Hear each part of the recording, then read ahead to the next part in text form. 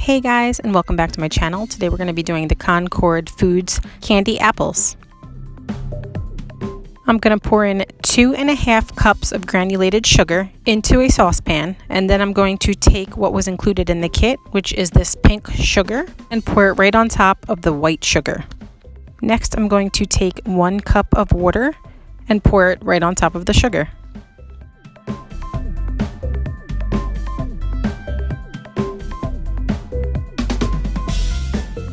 Now turn the stove on to a medium heat. Now we're going to let that boil for 18 minutes. You do not have to stir it. So in the meantime, you can come over to your pan that you're going to place the apples on and spray it with some Pam or any butter that you have. You can use regular butter. Whatever it is, just make sure you spread it out nice and even. Now you might be tempted to go over to the stove and give it a stir, but you do not have to. So you want to keep yourself busy. Right here I have the apples, and I take the sticks that were included in the kit and I'm going to place them on the top and push down just like so. The 18 minutes is almost up. Once that's up, we're going to go over to the stove and check it out. And this is what it looks like.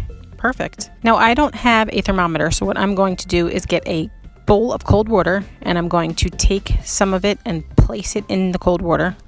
And I can already see it starting to get hard, and that's exactly what we want. Once it hardens in the cold water, you know it's ready to use.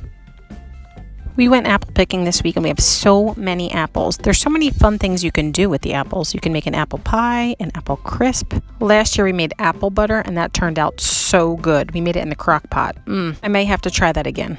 Now for the fun part. I find it's best to place the apple down and take a spoon and take some of the jelly and put it on the top of the apple.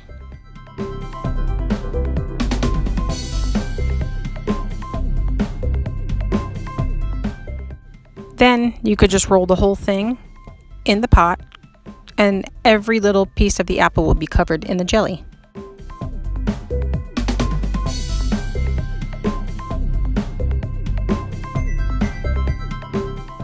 I'm just going to let some of the excess jelly drip off, and then I'm going to move it over to the slightly greased pan.